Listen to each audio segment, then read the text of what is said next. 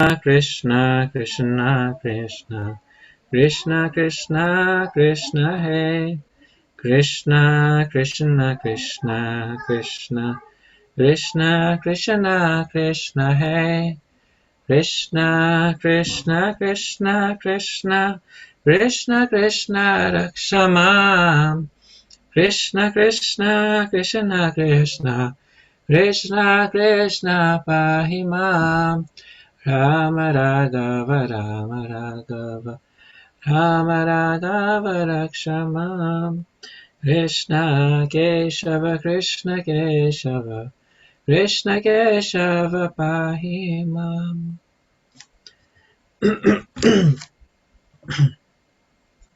So we've got Jai Prakash Prabhu, who's going to start us off, and then Shan Rani Mataji. And if there's any other readers, please enlist your name. We greatly appreciate it.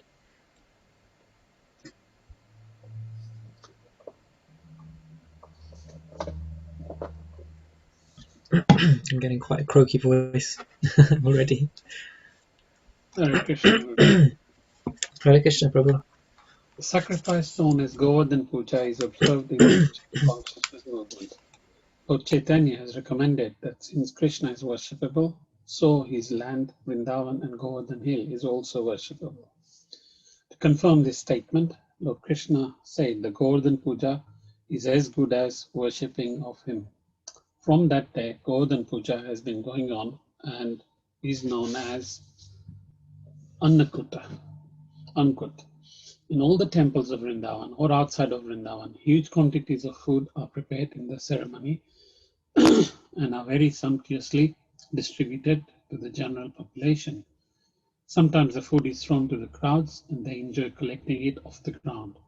From this, we can understand that prasadam offered to Krishna never becomes polluted or contaminated, even if it is thrown on the ground. The people therefore collect it and eat it with great satisfaction. Thank you, Prabhu. So here is a nice summary, actually, of this whole chapter. I feel there's this one paragraph. It kind of summarizes the whole festival of Govardhan Puja. So, any thoughts or reflections from you all? Many practical points in here. Nice explanations as well of the festival itself.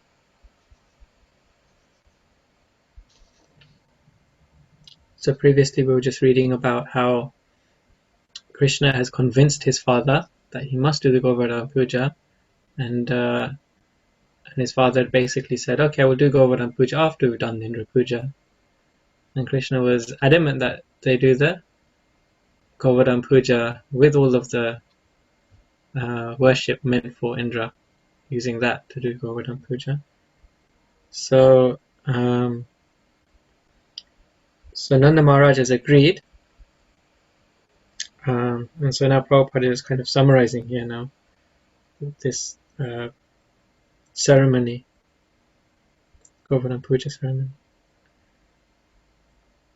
So any thoughts from you all? Or questions?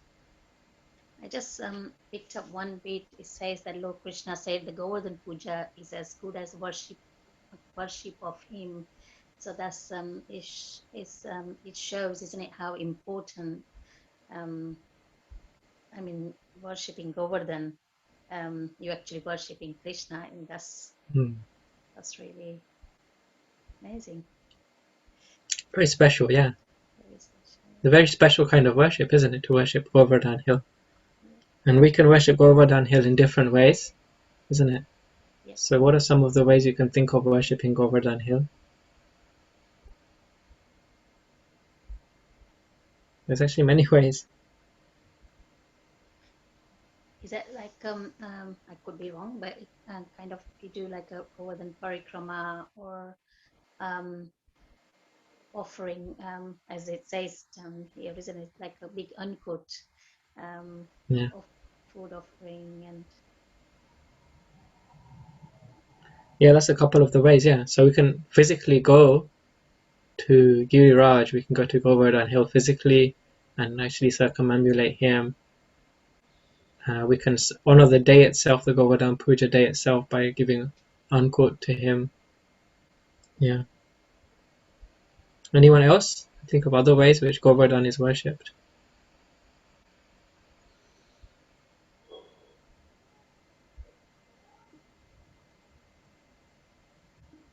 There's one part of our movement which is quite unique, which you don't find in other Vaishnava groups so much, is that we worship the Govardhan Shila, which means just one stone. You can have just one little stone from Govardhan Hill, and that can be worshipped as well, isn't it? Does it have to be from Govardhan Hill itself, the Shila? So in the Gaudiya Vaishnavism, we worship the Govardhan Shila specifically. You don't find that in other Vaishnav groups. So not to say that you cannot worship other Shilas, Right. such as Dwarka Shila, Shaligram Shila, and others. But because for our Krishna consciousness movement, Chaitanya Mahaprabhu here has recommended that Krishna is as worshipable as Vrindavan and Govardhan is as worshipable as Krishna, as Mataji said. This was a statement of Chaitanya Mahaprabhu. Then we also worship Govardhan Shila because of Chaitanya Mahaprabhu saying. I've seen some people take stones from the Govardhan Hill itself, but some people say you shouldn't be taking anything from Govardhan Hill. Yeah, that's a nice point you raised, Prabhu. I think that's mentioned a little later, but we can discuss it now. That yeah, we can talk about it when we get to that. No, it's fine. There's so many things to discuss.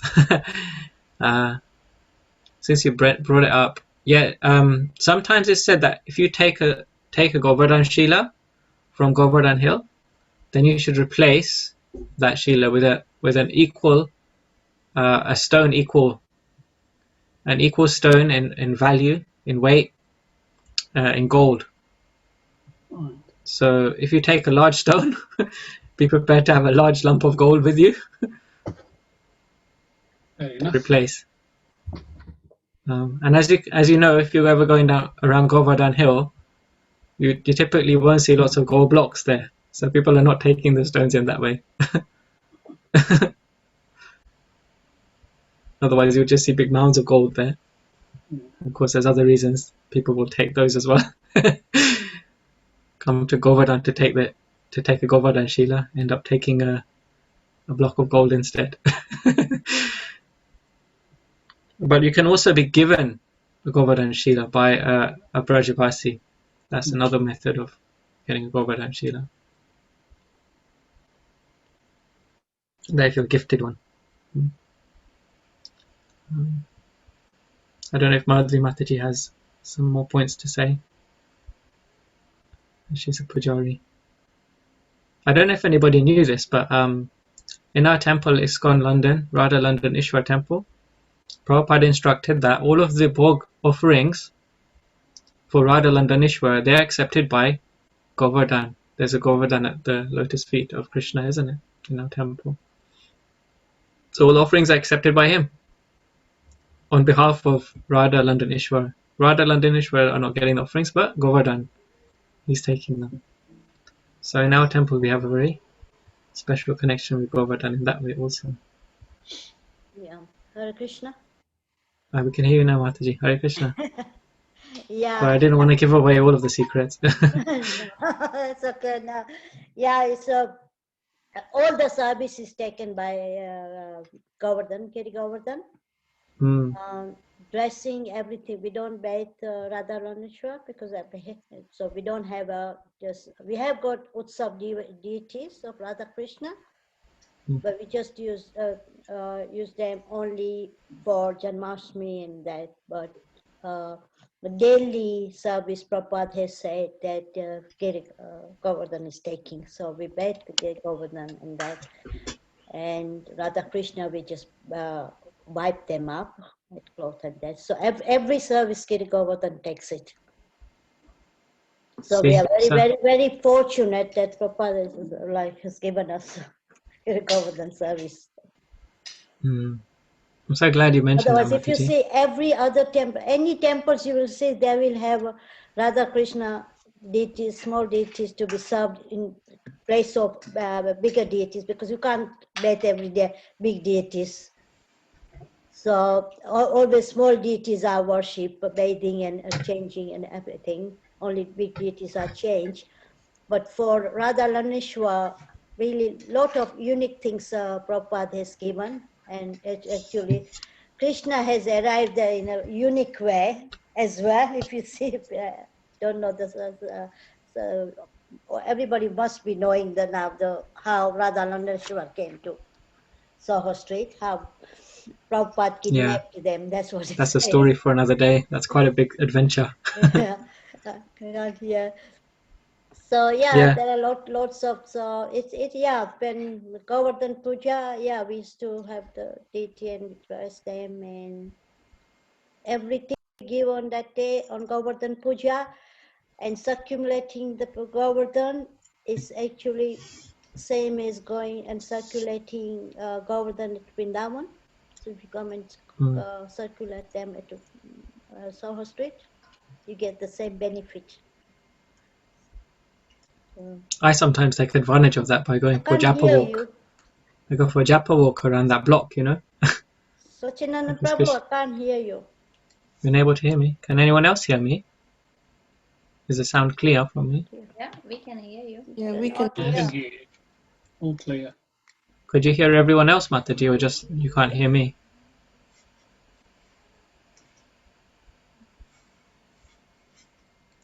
Okay, I think I'll carry on if everyone else can hear.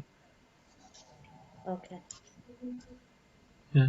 Just maybe you need to check your sound, Madhvi Mataji. Yes, my sound is, I've got a Yeah. problem with my external that today, so I'm just trying in between. I Okay, see. we just carry on, so it's giving me trouble. No problem. So Madhvi Mataji shared with us some nice things about the speciality of Radha Landaneshwar temple. One of the specialities, one of many. See, so Govardhan worship is so central to our Vaishnava worship, our Gaudiya Vaishnava worship. Huh? I just want to mention one thing. Prakash Prabhu was saying, the first time I went to Vrindavan and I did the, the Vrindavan Yatra, and Sachinand Maharaj was there with Radhanath Maharaj's annual Yatra, and he gave us a really nice lecture just before we did the parikrama the next day. And he said, when you're doing the parikrama, every stone of Govardhan should be worshipped as though it's Krishna, and you shouldn't touch your feet to any of the stones. You shouldn't pick up any of the stones. It's an offense to pick up any stones from Govardhan when you're doing the Govardhan parikrama, unless it's been given to you by a guru or given to you by a Vrijvasi. You should not pick up the Govardhan Shila. So that's what Sachinandan Maharaj mentioned when we did the parikrama over there. Yeah.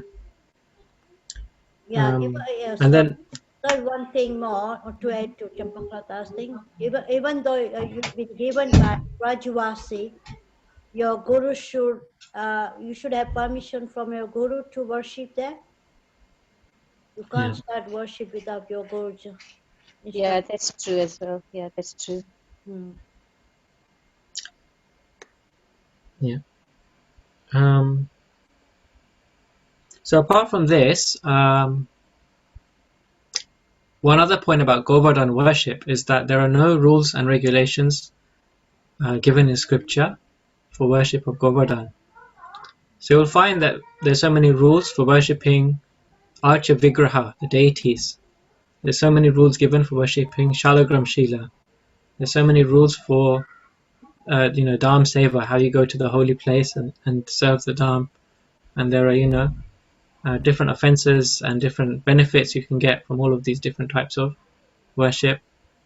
But because Govardhan worship is given here by Chaitanya Mahaprabhu, worshipping the Shila has been given by Chaitanya Mahaprabhu, there is nowhere in scripture as such where it is explained like you worship Govardhan like this, these are all of the things that you offer. But we worship the Lord in that form as a deity still. So sometimes it's considered that that type of worship of Govardhan hill is not Vaidhi sadhana bhakti. It's not worship according to rules and regulations. Rather, it is raganuga bhakti. It's just done simply by love, because Govardhan has that mood that he accepts just by love alone.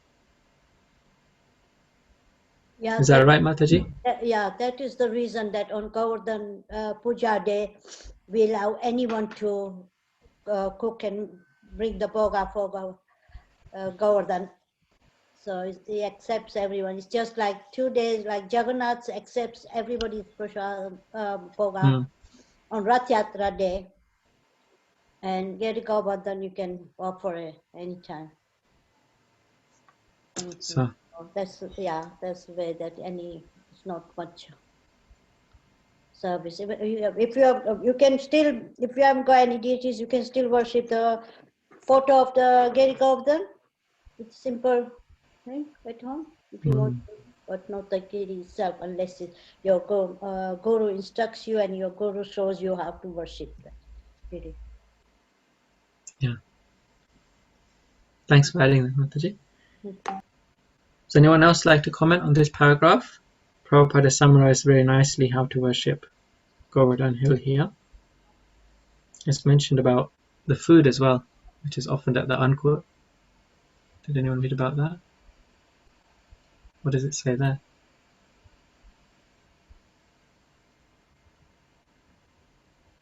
I don't know about anybody else, but previously when I was younger, I never connected in my mind that Ankur was for Govardhan. I thought it was like that was just one thing on its own, and then worship of Govardhan was done like that also. Until I read Krishna book, I didn't realize that, I don't know if anyone else had that experience, that Ankur, because you go to other temples and they offer Ankur, but they don't necessarily have a Govardhan Shila, So. Because other temples, they don't offer to Govardhan, they do it as Diwali. Yeah, that's the thing. New Year's Day celebrations. Yeah. They offer to Krishna in that way. So it's important. So this is why it's important to know, really, where does this Ankur idea come from? It comes actually from the Govardhan Leela. And this was the first Ankur happening. And that Ankur was meant for Giriraj Govardhan. But you see, in time, temples have taken away Govardhan Hill, and they've kept the Ankur. So that's how I was like remembering, like in my childhood, I sometimes go to some other temples and I would see the Ankur and I wouldn't see Govardhan. So I never connected that together until, we read, then we can learn. So now we know.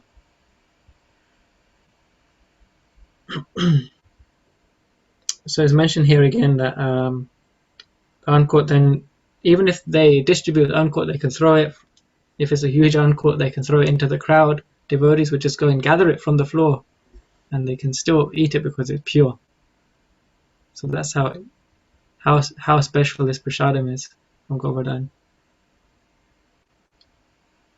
So let's continue reading. Prabhuji, you could take us forward. The Supreme Personality of Godhead, Krishna, thus advised the cowherd men to stop the Indra Yagna and begin the Govardhan Puja in order to chastise Indra, who was very much puffed up at being the supreme control of the heavenly planets. The honest and simple cowherd men, headed by Nanda Maharaj, accepted Krishna's proposal and executed in detail everything. He advised they perform Govardhan worship and circumambulation of the hill following the inauguration of Govardhan Puja. People in Vrindavan still dress nicely and assemble near Govardhan Hill to offer worship and circumambulate the hill, leading their cows all around. According to the instruction of Lord Krishna, Nanda Maharaj and the cowherd men called in legend Brahmins and began to worship. Learned Brahmins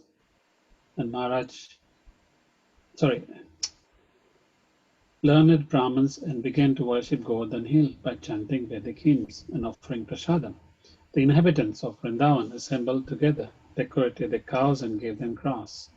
Keeping the cows in front, they began to circumambulate Govardhan Hill, The gopis dressed themselves very luxuriantly and sat in bull-driven carts, chanting the glories of Krishna's pastimes. The Brahmins assembled there to act as priests for Govardhan Puja, offer their blessings to the cowherd men and their wives, the gopis. So if you could share any points, anyone? Question?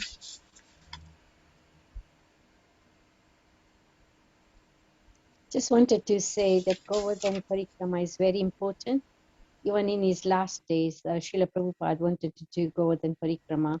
He wasn't well, but he asked his disciples, I want to do a Govardhan Parikrama, even if you take me in a bullock cart. So it is really important. For me, I love doing Govardhan Parikrama. And I remember once I had, my legs were hurting and I thought, I really want to do Govardhan Parikrama. I had a slight swollen ankle, but I just said, okay, if he wants me to do it, I'll do it. But you know, you won't believe it. Govardhan Giriraj was so merciful. I never had pain in that 6 hours I did the parikrama because we do it slowly. Yeah, so I think if you ever get a chance, please do the parikrama. It's such a you can't explain it, but it's such a nice experience to do the parikrama. Well, we can't see you so clearly because the light is shining straight into the camera, the light behind you. We can just move the bulb to another corner. You don't have to sit in the dark. Meaning, like, if you just move, because it was pointing straight into the camera.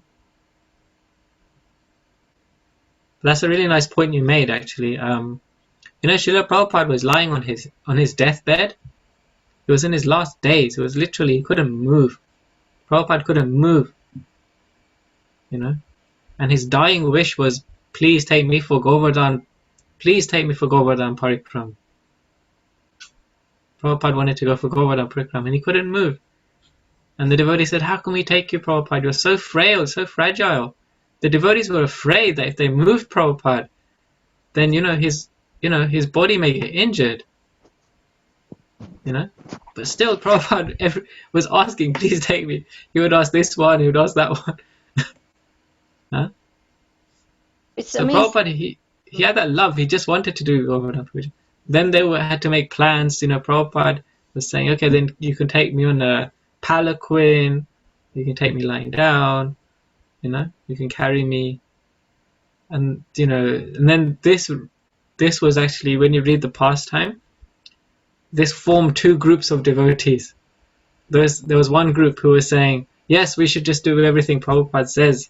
If he wants to do Govardhan Puja, who can stop him? And there was another group who were like, but Prabhupada, we love you, we don't want to see you get hurt. Huh? So you can see in this way how Prabhupada was just drawing out the love from his disciples in different ways. Ultimately then, Ramakrishna Maharaj, he decided that, or he came to a decision with the devotees that they would do Govardhan Puja on behalf of Srila Prabhupada. See, like that. So then they did the Govardhan Puja as an offering to Srila Prabhupada. So that was accepted by Prabhupada. So it was very important for Srila Prabhupada, the Govardhan Puja. And circumambulating Govardhan hill, walking around the hill. Just wanted to also mention that there are quite a lot of Brijvasis, even in their even when they get elderly, they got this vow, they do the Govardhan Parikrama every day. So one year we were doing, and there was this, he wasn't a sadhu, but there was initially, now I know the way around after a few years, but the first year or second year when we went, and we didn't know, so he took us around. But he was saying that he does a parikrama every single day. The same as I think Rupa Goswami did the parikrama every day until he was really elderly. And if you go near Kusum Sarovar, there is a very tiny, there's collected Govardhan Shila. And then Krishna said to, I think Lord Chaitanya said to Rupa Goswami that you shouldn't do in your elderly, because you're getting so old now, you shouldn't be doing. And he said, no, this is my brat, I have to do it. And then Krishna brought this Shila, and he said, if you do this parikrama, then you can, it's the same as doing the whole parikrama. So I Yeah. think there is quite an importance of doing the parikrama. Yeah, I thought that was for Sanatan Goswami. He's got in his temple, yeah, was it Sanatan in the Goswami? Radha Damodar temple where Srila Prabhupada stayed. Yeah. They have a Govardhan, there's a large Govardhan Shila there. And they said that if you walk around that one 4 times, it's the same as doing Govardhan, the full Govardhan parikrama.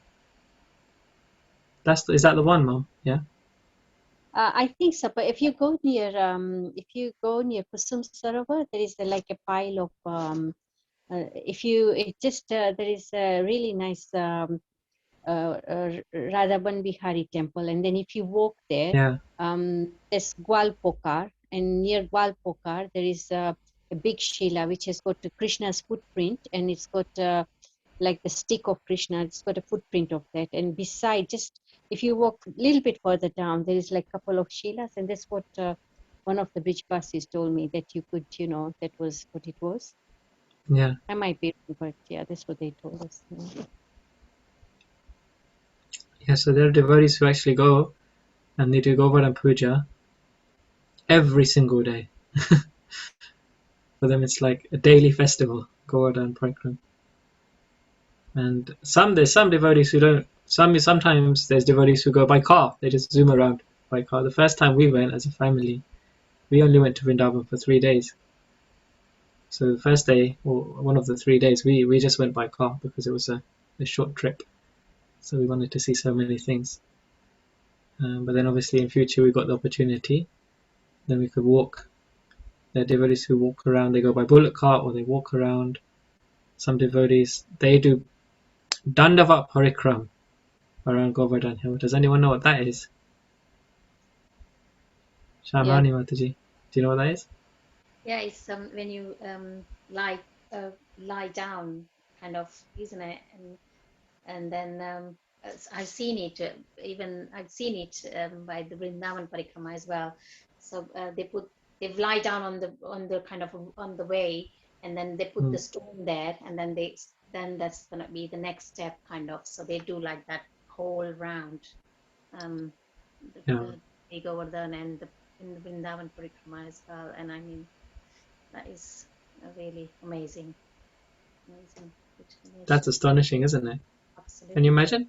They offer Dandavat, which means they offer their obeisances lying down. And then they place a stone in front of them, and then they go in front of that stone and do again the same thing, lie down. Now it takes around 6 hours, 5-6 hours, depending. Average is like 6 hours to walk around, just walk. Now if you're lying down and then standing up and lying down again in front of where you just lied down, and then getting up and lying down again where you've just in front of where you've just lied down, that can take, I don't know how long. How long would that take? Yeah, what they do, that take, I think 7 days or 10 days. 7 days, I think. 7 days. About a week. So they take a stone in their hand or something, and then they pay the obeisances, put the stone there, so then they put their feet place and then pay again obeisances. So that way they know which how much long they've done it. And if you're shorter, then you have got more steps to do. 7 days, huh?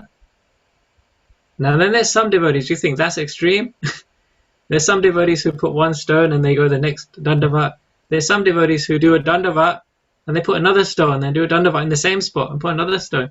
And they do several in one place and then they move to the next spot. Yeah, different ways they do it. So yeah. We did Govardhan Parikrama, last one.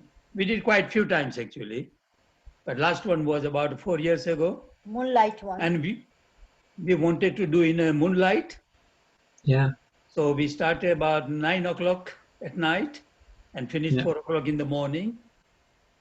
Come to Vrindavan temple for Mangalarti. And then we came to Vrindavan for Mangalarti. And I was not quite confident, but I thought, let me try. And we did that without shoes as well. Yeah. No shoes, yeah. And last hour, I think it took about 7 hours, I think. And Wow. last 1 hour, I was really struggling. And at that time, I was thinking, never again.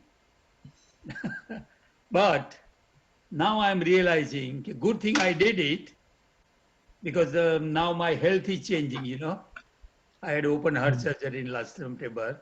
So I don't think I can do it again. Well, definitely not. Never know.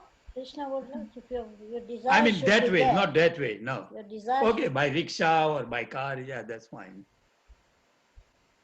Yeah. So that was a very good experience, actually. It's a very, very, very nice one. You should have once in a lifetime that experience of being in one life.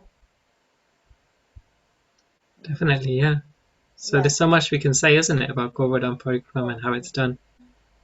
And they also say that, while you're doing the parikrama, on the way on the parikrama, I usually do once or twice whenever I go to India, I do it. But there is a spot where you can see this Nil cow.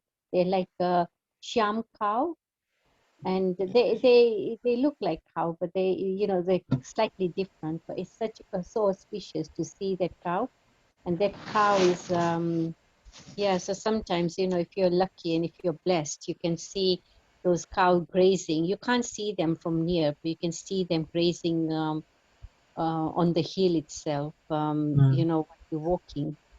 And usually It's it's like a near bluish grey kind of color. that. Yeah. And usually a couple of times I've seen it, and it's in between Surabhi Kunj and Chetipura. In that sort of area, you can see that cow.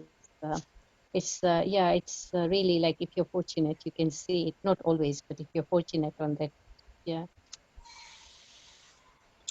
So it's very interesting, going around Govardhan Hill. There's a video made by Bhakti Chaitanya Swami. If you can't wait to go, you can watch that movie.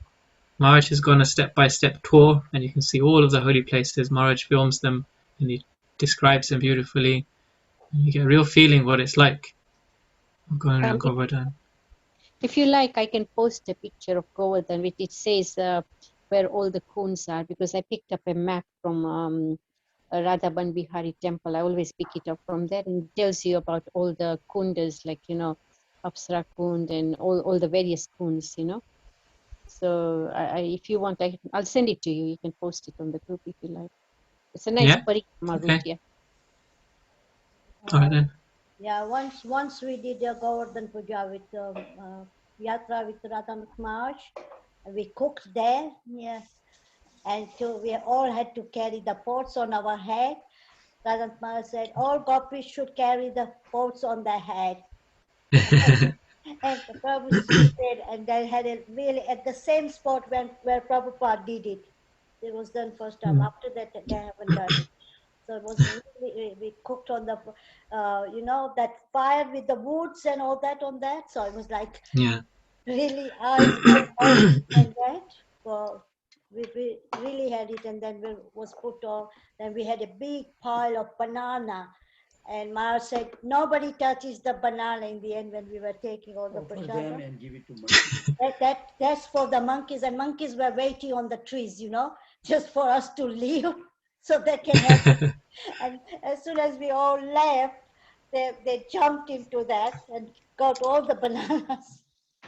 That was really wonderful yatra and wonderful the way we did come up. March really, it was really good. Yeah, we displayed all the offering in front of Govardhan. Yeah. And that was a nice spot. Thank you for sharing all of those points. So here Krishna is instructing now that they perform the Govardhan Puja, and they're doing exactly as Krishna has described. And so they become very decorated, and they're going around by bullock cart. In the original Govardhan Parikram, they're going by bullock cart, the gopis and the gopas. Yeah. So we'll continue reading on. Jai Prakash Prabhu.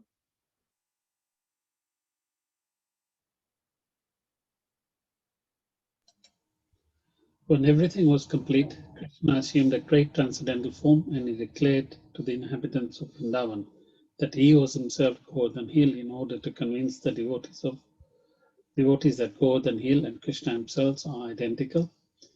Then Krishna began to eat all the food offered there. The identity of Krishna and Govardhan Hill is still honored, and great devotees take rocks from Govardhan Hill and worship them exactly as they worship the deity of Krishna in the temples.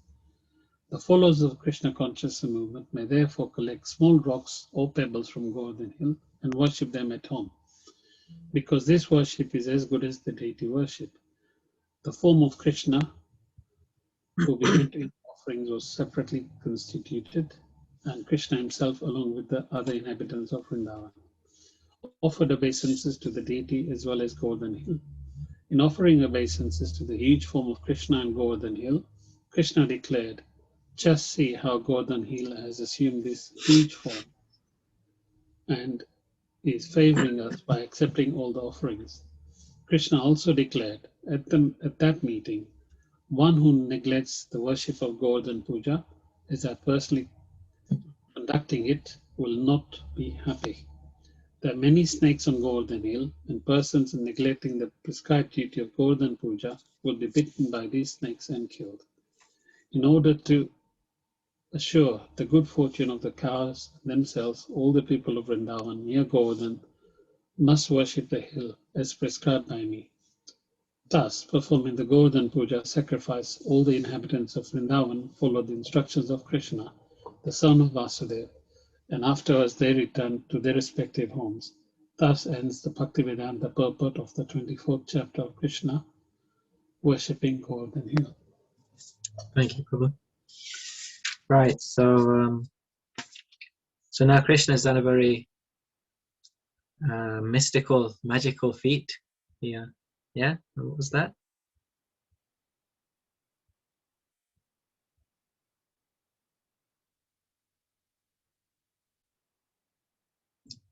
So they've done the circumambulation of the hill. Okay, that was the first thing that the Brajvasis did. And then when that was done, then they offered the Vedic hymns and they offered prasadam. Yeah. And then what happened is mentioned in this paragraph. Krishna did something quite transcendentally mystical.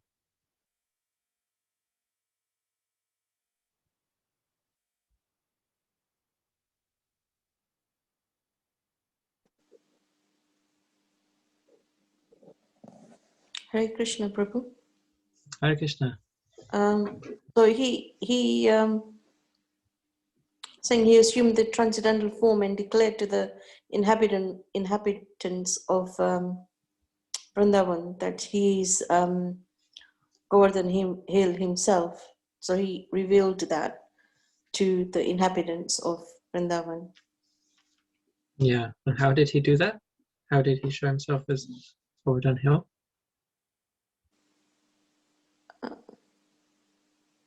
He began to eat all the offerings. Just before that, yeah, He did eat all assumed the offerings. that form. Yeah, he assumed a giant, great, as it says, great transcendental form. So from Govardhan Hill came this giant Krishna, this giant personality, giant Krishna. Yeah. So all the Vrajavasis, they saw Krishna in front of them, small, Krishna, their darling Krishna. But when they saw the hill, they saw another giant Krishna come up from the hill. And why did Krishna do that? It's also mentioned here. Of course, it was to eat that prasadam, that bhog offering. But why did Krishna? What did Krishna want to teach everyone? What did Krishna want to teach the He's no devotees? different. So he's Yes. to the Govardhan Hill. He is Krishna himself. Yeah, Krishna wanted to show them that this is how important Govardhan Hill is. It's not just Krishna didn't just want to teach, because in the beginning, if you remember,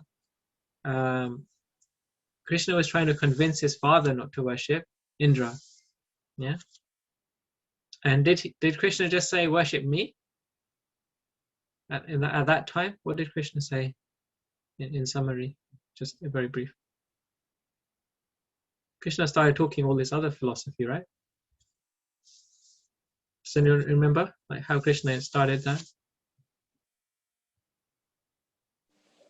He was just asking politely to his father that why, like inquisitive, like why he worships Indra so that he can slowly get Nanda Maharaj to come to the way Krishna was thinking. Or Right, yeah. so he wanted to say, what he wanted that to Govardhan Puja, but there was, because he was little Krishna and he wanted to play that role, so he was just first of all being inquisitive and asking. Yeah. That's right. So first he was asking Nanda Maharaj, like, why are you worshipping Indra? But then Krishna put across some points as well. Does anyone remember just kind of the gist of it? Because Krishna didn't outwardly say, you must worship me. Hare Krishna. Hare Krishna, Mataji. Yeah, he said that we should be worshipping Govardhan because Govardhan is giving grass to the cows and agriculture, and the cows are giving milk. So, yeah, rain Indra is giving, but it's not important for us. Yeah. Rain will come if we worship Govardhan, and Govardhan is actually satisfying all our needs. Yes. So Krishna said that don't worry about the rain will come anyway. So you don't need to worship Indra. If you worship the hill will give grass, cows will take the grass, and the cows will give milk. That's all we need. And so Krishna was just doing on a very basic kind of karma level, you know, like your karma is with the land. So he didn't bring any spirituality into it. He just gave a very basic level. And then he's taking up to the point that if you worship Govardhan hill, it's actually me. But Krishna couldn't show that in the beginning. Now that they've done the worship, now they've had the faith, now Krishna is showing them, I'm Govardhan hill. Eventually, Krishna is revealing to them. So it's commented that by the acharyas that Krishna wanted to impress upon them that they've done the right thing, you know, because for them Indra Puja was a big thing. So and demigod worship is a big thing in the Vedic culture. But Krishna wanted to impress upon the followers of the Vedic culture that demigod worship isn't necessary, because he himself is manifesting as this giant personality from Govardhan hill, just to show that, you know, you've done the right thing. I'll accept your offerings. The supreme personality of Godhead is going to accept your offerings. And of course that annoyed Indra very much. It angered Indra very much. So we'll read on. Actually, Prabhuji got to the end of the chapter. So is any points anyone else would like to mention? Krishna also says what happens if you don't worship Govardhan hill. He gives a threat. Right? Say what that was? By snakes.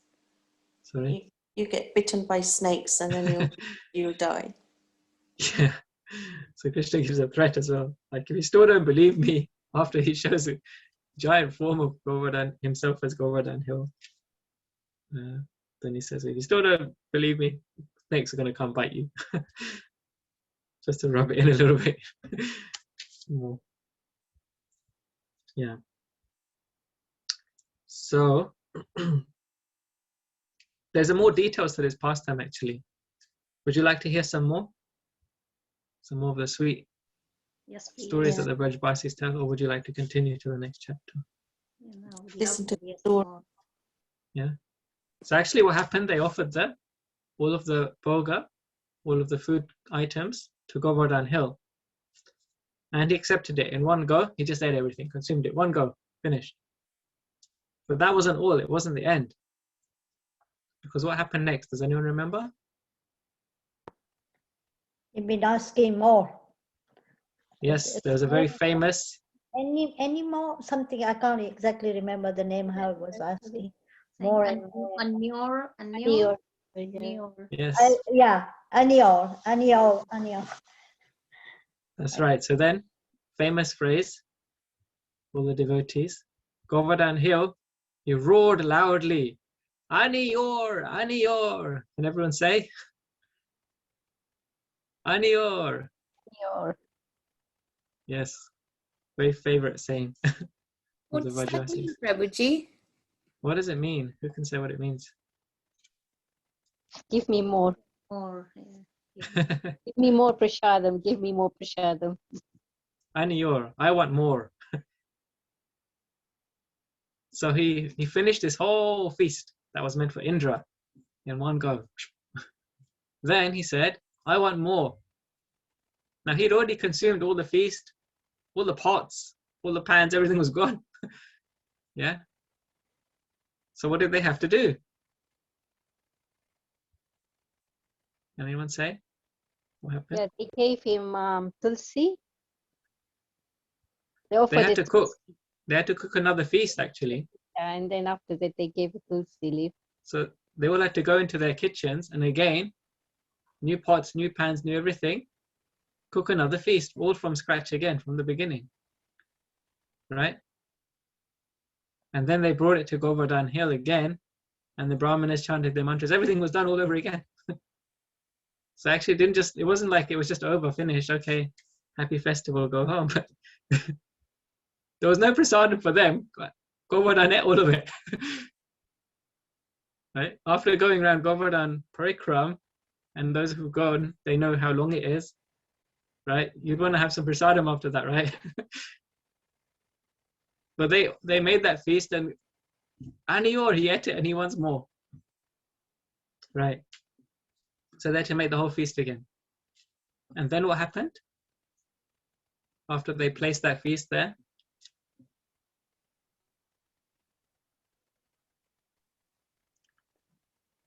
I guess he ate it all. Krishna Yeah. ate it all again. So the way I heard the pastime was that again Govardhan ate the whole feast. Right? Is that right, Mom? I don't know. Yeah, He ate it again. he was eating again and again, actually. Again and Yeah. again. And in the last offering, he was offered tulsi leaf, and then he was satisfied.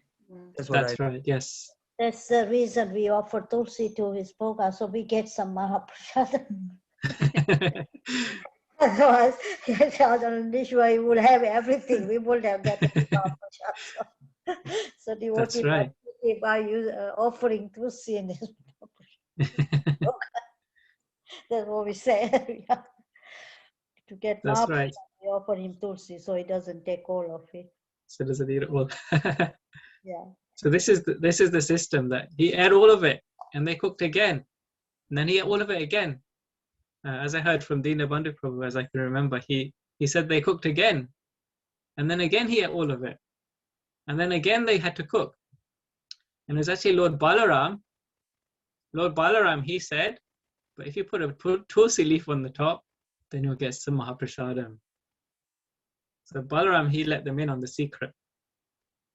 So if you put a tulsi leaf, one tulsi leaf on top of a huge feast which all of the residents made, then Govardhan honored the prasadam without consuming it.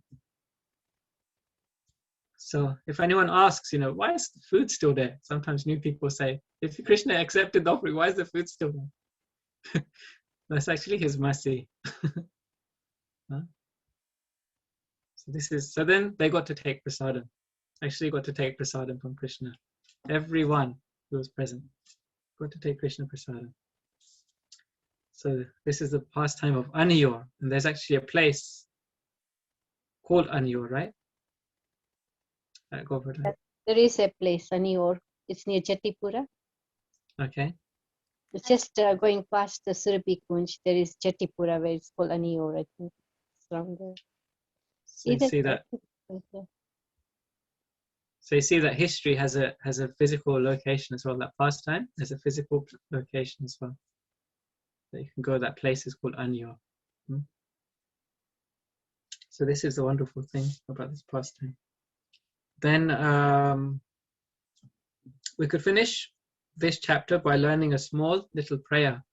How would you like to do that? A small prayer to Govardhan Hill. I thought it might be nice. Who would like to learn a little prayer to Govardhan Hill? Yeah, because it said here the Brahmanas, they chanted prayers, right? So very easy, nice, sweet prayer you can learn. We can write it down as we go. But you can repeat with me. Namaste Girirajaya.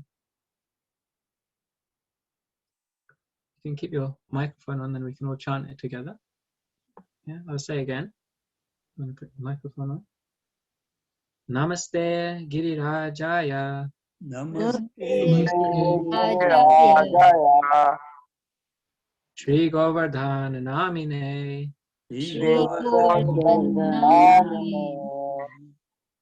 Aslesha Klesha Nashaya.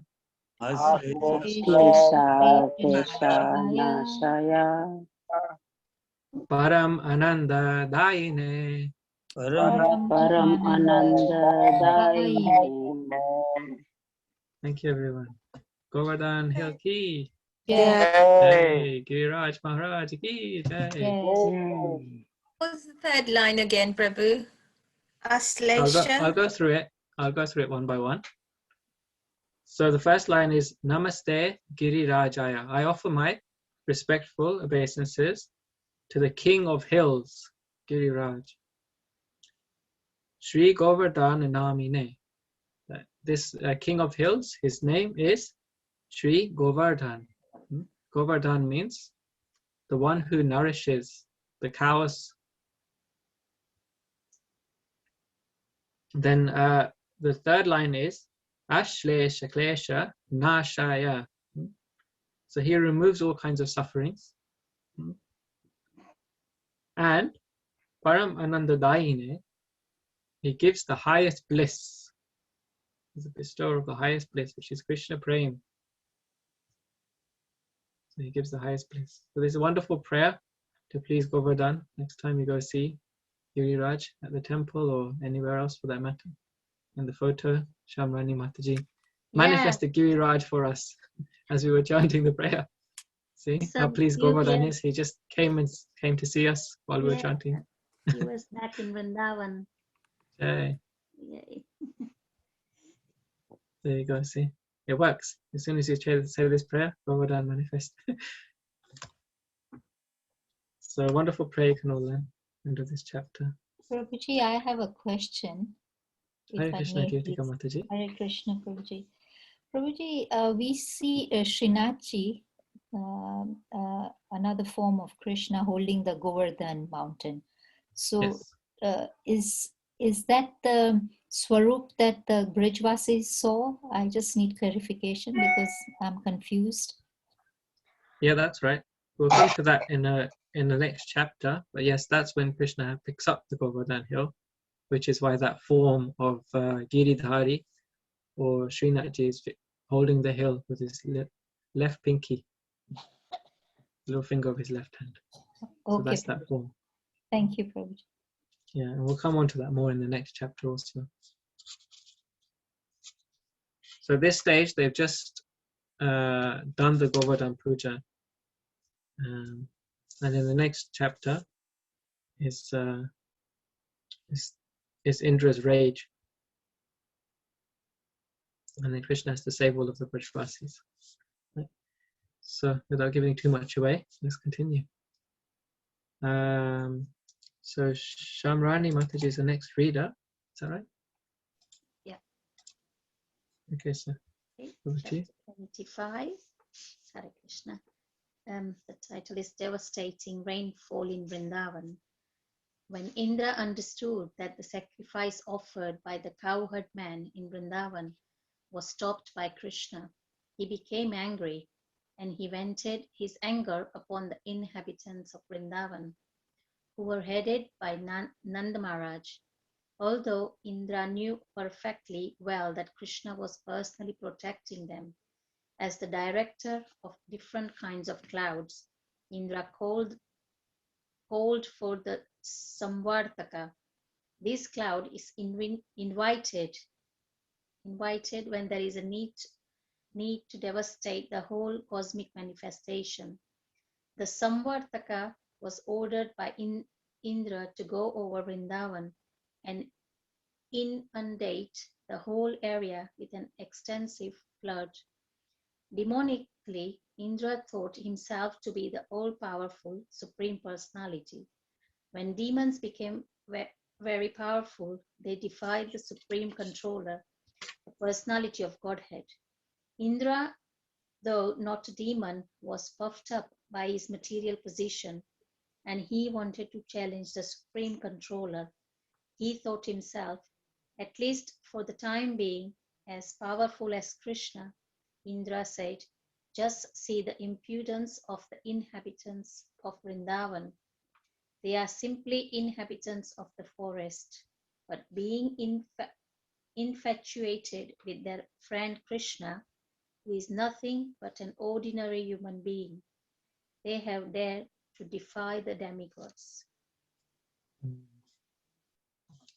So there's a great many lessons we can learn in this paragraph. So let's briefly just touch on a couple of those. What points could you all pick up from here that you'd like to discuss?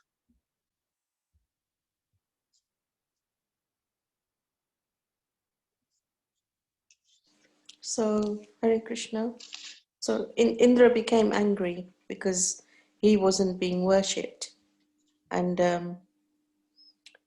he took it out. He took his anger out on the Brajvasis. Right, exactly. Yeah, so this is the essence of this beginning of this chapter, the devastating rainfall in Vrindavan. That Indra becomes angry, really angry. Yeah. So this is one of the enemies of the mind, anger. Yeah. Krishna says in Bhagavad Gita, chapter 3, yeah, Kamesha Krodesha, Kamesha Krodesha, Rajaguna Samudbhava. Yeah. That when the mind becomes agitated by the mode of passion, then there's great lust, there's a great desire, strong material desire. And when that strong material desire isn't fulfilled, then there's krodha, or anger. It's not getting what you want, not getting it your way. Yeah. Krishna says, Mahasana Mahapapam Tadiha Varnyam, that this is the greatest enemy. Mahasana Mahapapam, that is the greatest sin and greatest enemy for the living being, for the soul. So even Indradev came under the influence of passion, the mode of passion. So it said the demigods are in the mode of goodness, but even they can come under the mode of passion sometimes. Yeah. So you got angry. Anything else? Prabhuji, anger does stem from ego, doesn't it? And the fact that, my views, or I'm not listened to, or my views are not listened to. So there's the element of pride and ego, which further manifests into anger. Yes, so another very nice point, thank you. So because of ego is another word for like an identity. I am this. Being really attached to being in a certain position of power or prestige, or having some opulences, or having some, some favor upon you. One can easily become proud. Yeah. And if that situation that we're in any way becomes disturbed or aggravated or challenged, yeah, then again anger comes in, isn't it? Yeah. So Indra had a great material position, the king of heaven, and he felt challenged. Yeah? in his own words, he felt challenged by simply like inhabitants of the forest, like these simple inhabitants of the forest. So even a small village in a forest, they didn't offer him his puja, and he was so proud, so egotistic, he became angry. Just see. So what's the lesson we can learn from this then?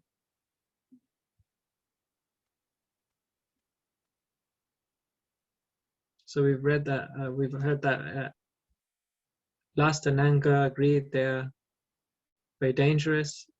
False ego is like a cause of anger.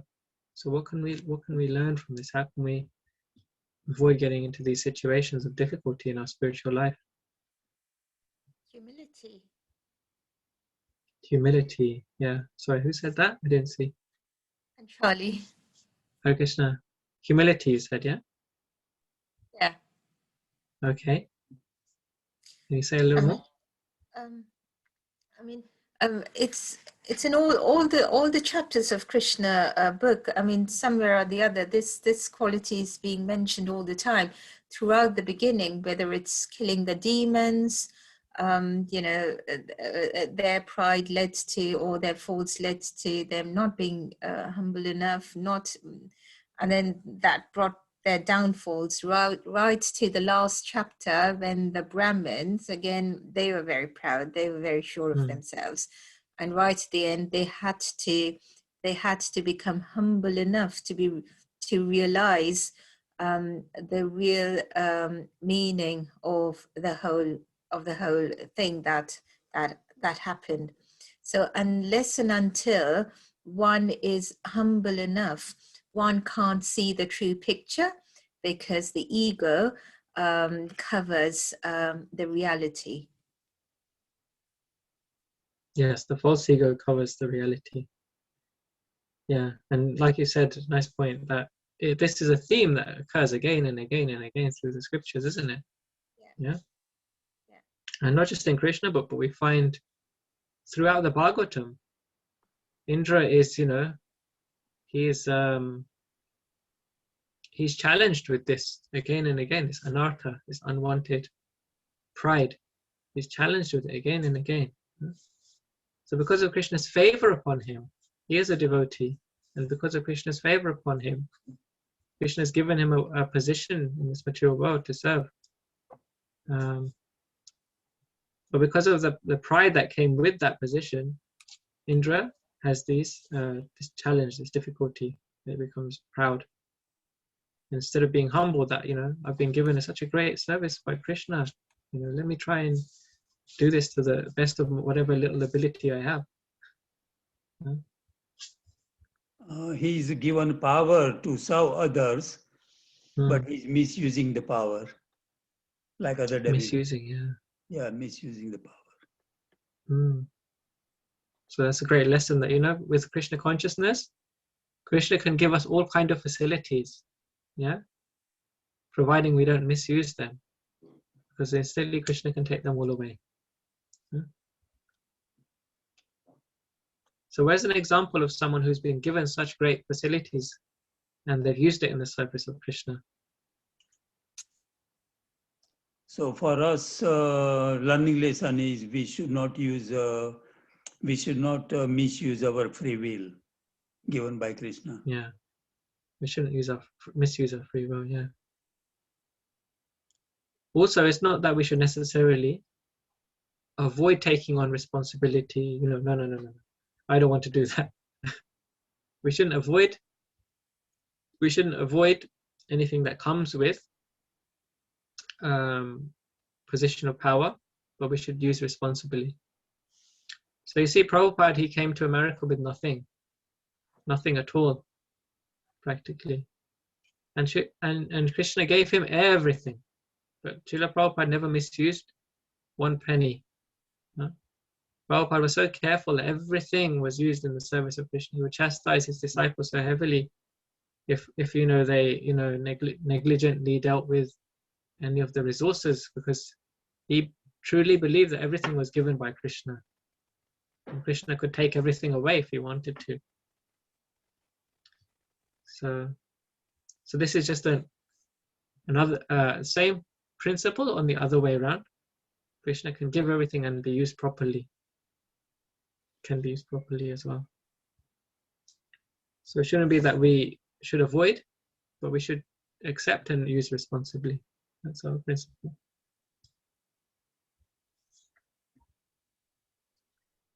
Okay, so sorry, who was reading? Shamrani Mataji, yes? Yes, Prabhu, yeah. Carry on. Yes, please. Okay. Krishna has declared in the Bhagavad Gita that the worshippers of the demigods are not very intelligent. He has also declared that one has to give up all kinds of worship and simply concentrate on Krishna consciousness. Krishna's invoking the anger of Indra and later on chastising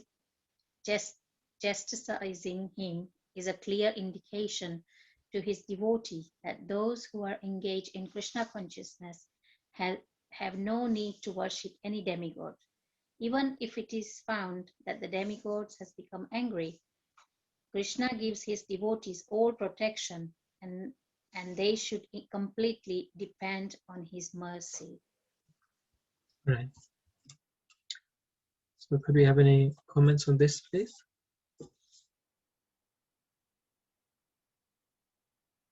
Or questions?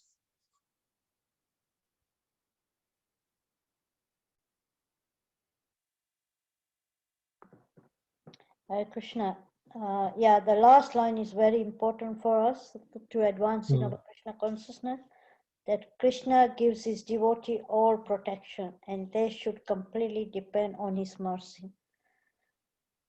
Very, very important. Yes, very important. Yeah, so just drawing us back to the very beginning of this pastime, we were discussing how Krishna had an intention right from the very beginning of this pastime. Krishna wanted to teach Ananya Bhakti. Krishna wanted to teach exclusive devotion to him at the beginning of this pastime. We were discussing that. Does anyone remember that? So again, that point is coming there. Krishna doesn't want us to worship anyone else except for him. He wants that exclusive devotion, Ananya Bhakti, because he is a transcendental person. So if we want to also become transcendental, if we want to go back to the spiritual world with him, then we should worship him exclusively. And he will protect us from everything and anyone in this material world. I've got a question, Prabhu. Yes, please. So the first line says that the demigods are not very intelligent. Is that mentioned in a kind of tongue-in-cheek way? I don't think that's exactly what it says. Krishna has declared in the Bhagavad Gita that the worshippers of the demigods are not very intelligent. Yeah. So the demigods, they're certainly very intelligent. There's no doubt about that. They've got very big responsibilities. Yeah, because they are also Krishna's favorites, aren't they? And that's why they are demigods. Well, it's not saying that the demigods are not intelligent. It's saying that the worshippers of the demigods. Krishna says that in the Bhagavad Gita himself, in chapter 9. Yeah. I don't have the quote here to hand, actually. So Krishna says that the worshippers of the demigods, they're less intelligent because their results are temporary. And so, they're not going after something which is going to give them eternal benefit. Yeah.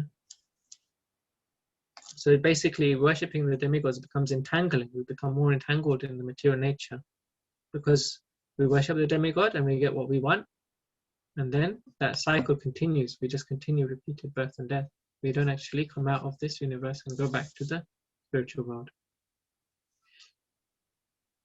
So that's why it's not considered to be very intelligent to worship the demigods.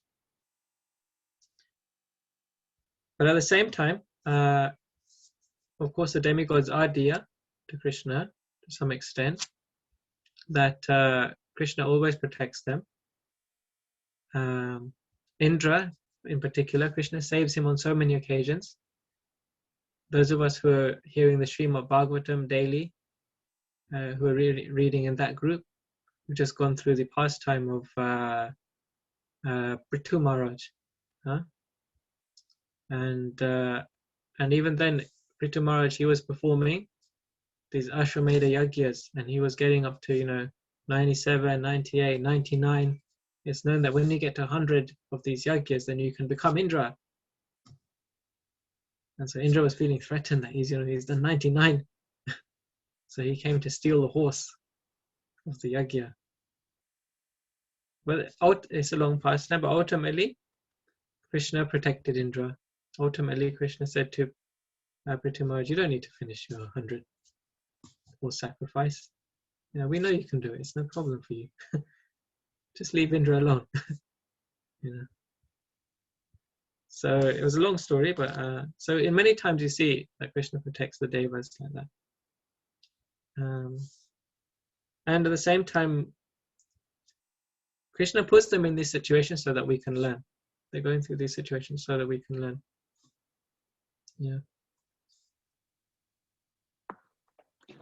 Krishna protects demigods, and same time he teaches them as well. Teaches the lesson. Definitely. In a different way. Yes. Well, I mean, lesson means correct them. Sorry, not on a negative. So they get into all these dangerous, difficult situations because of their attachments, their material attachments. But Krishna personally comes and he personally saves them. He personally rescues them. And he tells them, this was your mistake. This was your mistake. So we're all learning from the mistakes of the demigods. An intelligent person, he said that an intelligent person, they learn from hearing. If you just hear and you understand, that's perfect. Some of us, we don't learn when we hear. We have to learn when we see something happen to someone else. Oh, did you see what happened? That was really bad. I'm not going to do that. Never. And less intelligent person, they think, oh, they did it wrong. I know how to do it better. I'll go and do the same thing, but I'll just adjust this and adjust that. And then still they get caught. So they have to learn by trial and error. And then the less intelligent person, they go and do it and they get caught, and then they go and do it again and they get caught, and they go and do it again and they get caught. Like that. So we can learn very easily from hearing these instructions from the scriptures, from hearing. That's the best, to learn from hearing. If we don't learn from hearing, then we have to learn from seeing. If we don't learn from seeing, we have to learn from doing. If we don't learn from doing, we'll never learn. Demigods are on a higher level, but still they are affected by three modes of material nature. Yes, Prabhu. Yeah, so many instructions, isn't it, from here? They're still influenced by the modes of nature. Indeed.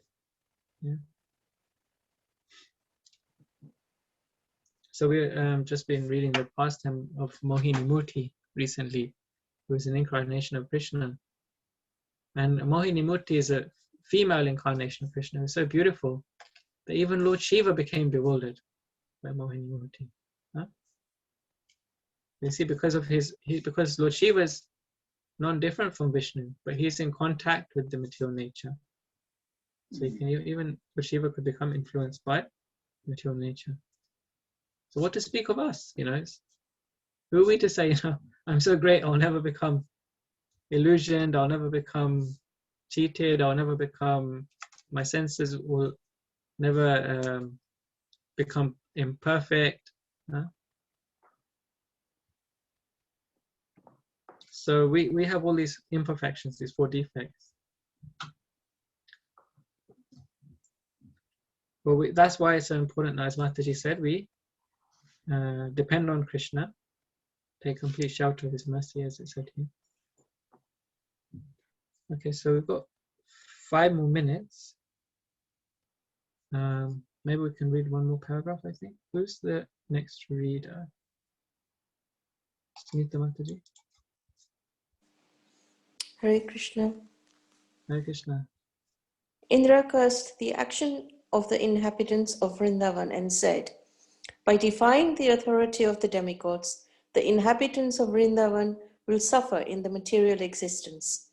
Having neglected the sacrifice to the demigods, they cannot cross over the impediments of the ocean of material existence. Indra further declared, these coward men in Vrindavan have neglected my authority on the advice of this talkative boy who is known as Krishna. He is nothing but a child, and by believing this child, they have enraged me. Thus he ordered the Samvartaka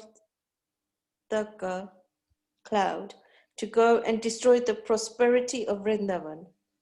The men of Vrindavan, said Indra, have become too puffed up over their material opulence and are overconfident due to presence of their tiny friend Krishna. He is simply talkative, childish, and aware of the complete cosmic situation, although he is thinking himself very advanced in knowledge. Because they have taken Krishna so seriously, they must be punished. They should be destroyed with their cows.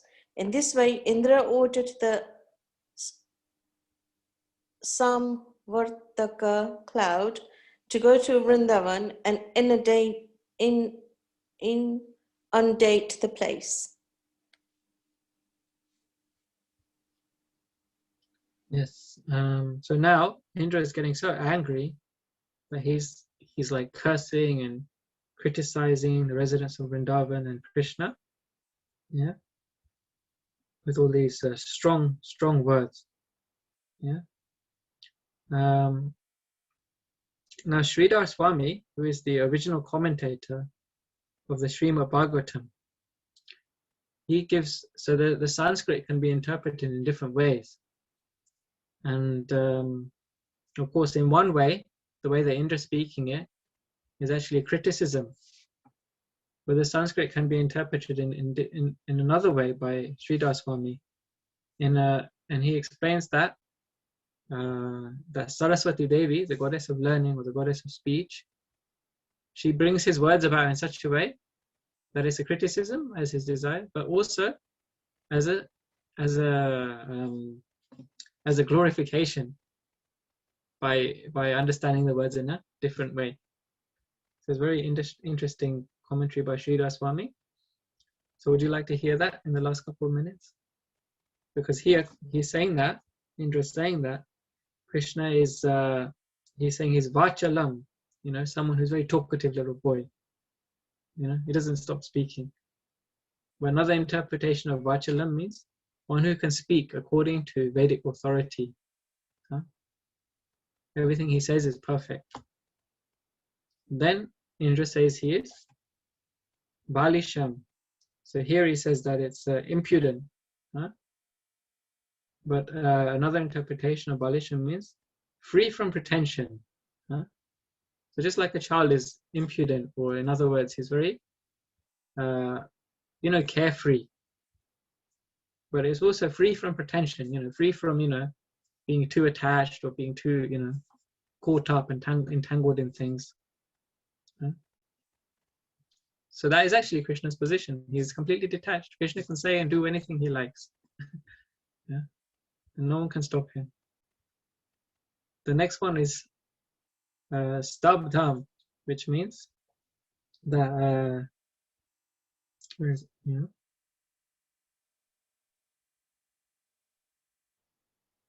is unaware of the complete cosmic situation.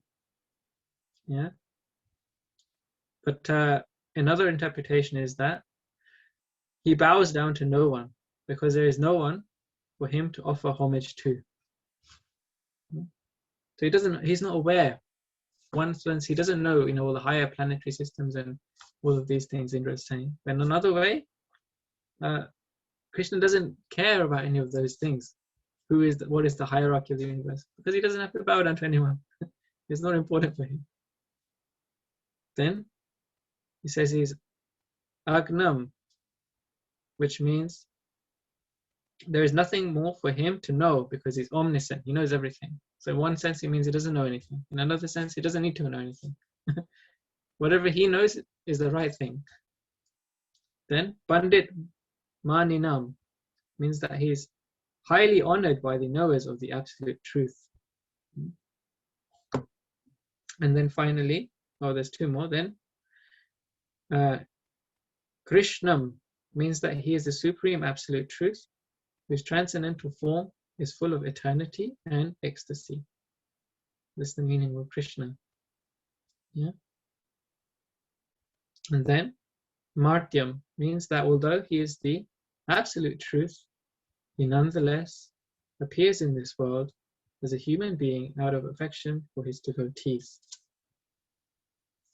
So you see, by the potency of Saraswati Devi, there are two ways which this words of Indra can be manifest. So he's indirectly glorifying Krishna as well. So we're at time now, so we can finish there unless there's any burning questions or comments. Yes, Smita Mataji? Sorry. So at this stage, does Indra not know that Krishna is the Supreme Personality of Godhead? So they say that, pride, it bewilders one, isn't it? Pride, it doesn't allow you to see things in the correct perspective. He's so infatuated with his own position that he even forgets that the Supreme Lord is coming to perform these pastimes. He knew that Bhumi Devi, she went to Lord Brahma and prayed because she's being inundated by all these demons. And all the demigods, they all went together with Bhumi Devi in the form of a cow to pray that Vishnu, please come as an incarnation. And he came, he told them, I'll come as Krishna and you will all be born in the Yadu dynasty. And we'll have a pastime. So he went through all of that, but still he forgot that Krishna is the Supreme Personality of Godhead, because his pastimes, he's known as Madan Mohan, his pastimes are so enchanting that he became bewildered. And he was so infatuated with his own position, he was so self-centered that he forgot Krishna's position. So this is the influence of pride. Yeah. It's a power makes him forgetting Krishna is Supreme Personality of Godhead. So he forget the power, where power is coming from. He forgets that the reason he's got all his power, yes, is because Krishna has given him. Yeah. He couldn't stop. He couldn't help Bhumi Devi. He couldn't help Mother Earth. He had to go along with her to Lord Brahma. And Brahma couldn't help. He had to go up to Vishnu. So they all had that. They all had to go to Vishnu because their power wasn't enough. Because these demons were so powerful and there were so many of them, each and every one of them. So then, but still, because of his attachment to his position, he's forgetting. And thank you for adding that, Prabhu. Thank you. So if it can happen on that level, if someone is as potent and powerful and as important as Indradev, then what to speak of us, When we're communicating with one another, we have misunderstandings, we have arguments, we get angry. So this can in fact be upon all of us, and therefore it's important to be humble, try and understand the other point of view. Okay, so we are over time now for reading, so we'll finish here for the reading. Srila Prabhupada ki jai.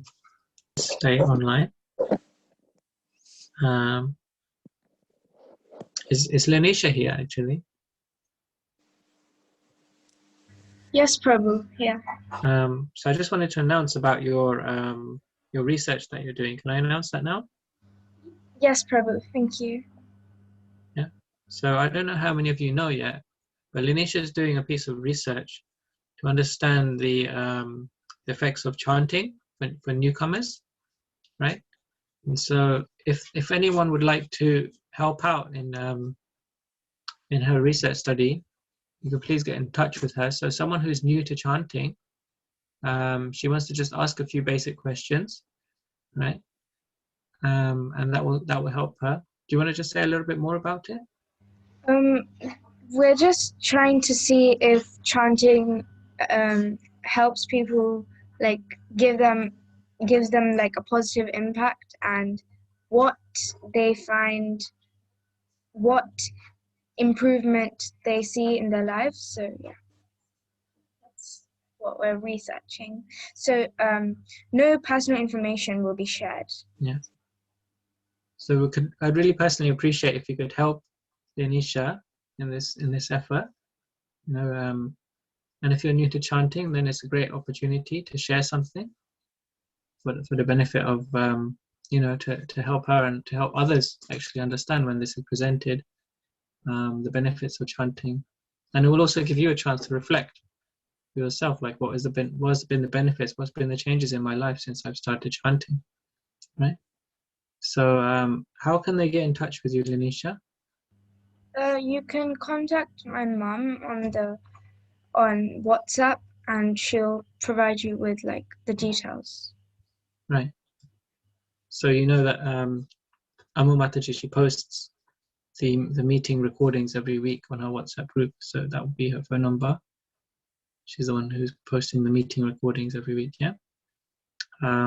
Or would it be okay if you want to put your phone number in the chat box there? If you don't want to, then that's okay as well. Okay, brother, that's fine. It might just be easier. Then whoever's listening now, they can just grab it from the screen. Is that something anyone might be interested in? Just to get an idea.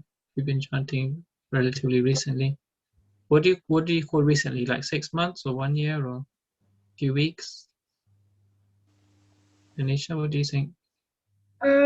Maybe like a few weeks. Someone who's been chanting for a few weeks. Mm. So anyone just started chanting japa very, very recently? I think some of the devotees have been chanting for a few months. Isn't it? Yeah, it should be fine if it's a few months. Yeah. Does anyone fit that criteria? Well, I did say, Prabhu, that I'll help. I mean, I do on and off, and I've been chanting. I mean, I if it helps in any way, I have said that I'll participate. Oh, wonderful. Okay. Thank you. There you go. You got one volunteer. Because I don't know what to do. So okay, so the phone number's there in the chat. If you want to first of all take the phone number, hold on, and then you can send Lanisha and Amu Mataji a message, and they'll give you further information. Yeah. My mum has your number, Mataji. Yeah, that's right. She got in touch with me, so I was just waiting for the next step. Oh, okay. Yeah, sure. We'll send that to you. Okay. Great. Thank you so much, Nitya Mataji. So if there's anyone else who would like to volunteer, or if you know someone that could help with this research, that would be really appreciated.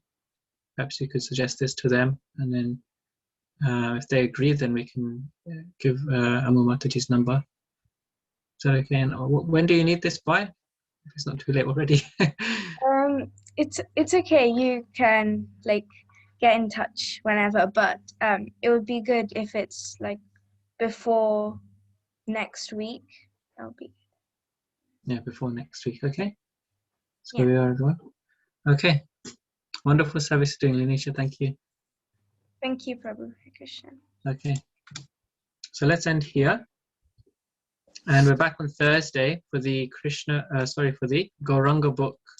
I know some of you are very eagerly awaiting to receive your copy of the Gauranga book, as I am to receiving them from India. There seems to be some sort of delay in the customs over there, or I don't know what the system is, but they have been dispatched, and they're kind of waiting in that I don't know what it's called, like customs, or the border control is going to dispatch them so that they get shipped here. And I have got devotees in India looking into this. If you want more information, I won't give you now, but you can message me and I can send you the shipping code. You can have a look, keep an eye on the tracking yourself as well, as I'm doing every day, just anticipating for them to be sent over. So, yes, of course, as soon as they do arrive here, I've got my envelopes here ready. send them out to you, or if you're going to meet me at the manor, then I can give them to you that way, or we've all made different arrangements, so respectively you will get them. So rest assured. Okay. So thanks. So that's on Thursday evening, the Gauranga book at 7:30. If you'd like to join. Okay. Hare Krishna. Hare Krishna. Thanks everyone. Thank you. Thank you. Hare Krishna, everyone. Hare Krishna. Thank you.